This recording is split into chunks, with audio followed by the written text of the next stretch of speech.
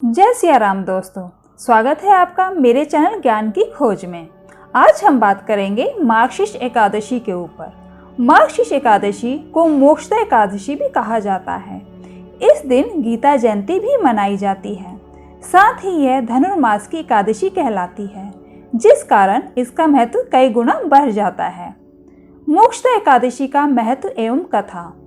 इस व्रत का उद्देश्य पितरों की मुक्ति दिलाना है। इससे मनुष्यों के पूर्वजों को मोक्ष मिलता है, उनके कर्मों एवं बंधनों से मुक्ति मिलती है। यह एकादशी व्रत श्री हरि के नाम से रखा जाता है। इनके प्रताप से मनुष्य के पापों का नाश होता है और मनुष्य के मृत्यु के बाद उसका उद्धार हो जाता है। इस विषय में एक कथा कही गई है जो इस प्रकार है। चंपा नगरी में एक प्रतापी राजा बेखांस रहा करते थे। उन्हें संपूर्ण वेदों का ज्ञान था। बहुत प्रतापी एवं धार्मिक राजा थे। इसी कारण प्रजा में खुशहाली थी। कई प्रखंड ब्राह्मण उनके राज्य में निवास किया करते थे। एक दिन राजा को स्वप्न दिखा। उसमें उनके पिता नरक की यातनाएं झेलते दिखाई दिए। ऐसा स्वप्न देखने के बाद राजा बेचैन हो उठे और सुबह होते ही उसने अपनी पत्नी से अपने स्वप्न का विस्तार से बखान किया। राजा ने यह भी कहा, इस दुख के कारण मेरा चित्त कहीं नहीं लग रहा।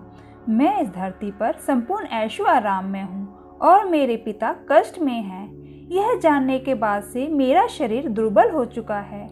कृपया कर मुझे इसका हल बताएं। पत्नी ने कहा कि महाराज, आपको आश्रम में जाना चाहिए।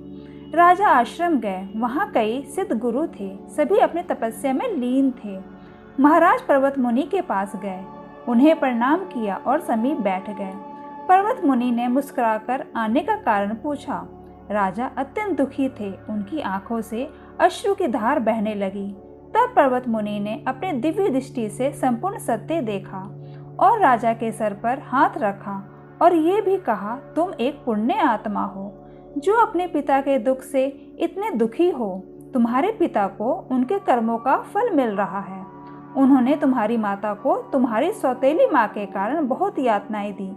इसी कारण वे इस पाप के भागी बने और नरक भोग रहे हैं। राजा ने पर्वत मुनि से इस दुविधा के हल पूछा। इस पर मुनि ने उन्हें मोक्षदा एकादशी व्रत पालन करने एवं इसका फल अपने पिता को देने को कहा। राजा ने विधि पूर्वक अपने कुटुंब के साथ व्रत का पालन किया और अपने पिता को इस व्रत का फल अपने पिता के नाम से छोड़ दिया, जिस कारण उनके पिता के कष्ट दूर हुए और उन्होंने अपने पुत्र को आशीर्वाद दिया।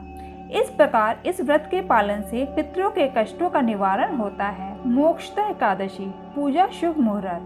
पंचांग अनुसार मार्गशीर्ष माह में शुक्ल पक्ष की मोक्षदा एकादशी सोमवार 13 दिसंबर को रात्रि 9:32 पर शुरू होकर 14 दिसंबर को रात में 11:35 पर समाप्त होगी।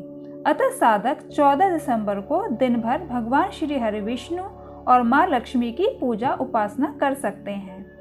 मोक्षदा एकादशी पूजा विधि। मोक्षदा एकादशी व्रत से एक दिन पूर्व दशमी तिथि को दोपहर में एक बार भोजन करें।